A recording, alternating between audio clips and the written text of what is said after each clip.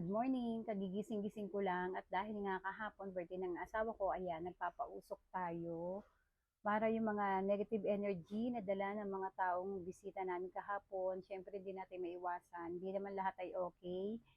So may ilan syempre tayong mga bisita minsan, kung minsan lang naman ay may bitbit itong negative energy. Kaya ang ginagawa ko, after nila, so kinabukasan na, hindi na mismong araw na nandito pa sila. Kagaya ngayon morning, kahapon nangyari yung yung birthday ng asawa ko. So ngayon ako nagpapausok. Ayan yung usok niya, oh. Kita niyo. Ito yung incense niya, ipapakita ko sa inyo. Ganito yung itsura niya sa likod. Ayan yung incense, nangangalahati na. Ipapatong mo lang yan dyan. At yung kanyang pinakausok, meron siyang money tree dyan. Ayan, ang cute-cute ng money tree niya. Lalabas dito yung usok niya. Ayan, oh. Kita niyo, nagpo-flow siya pababa.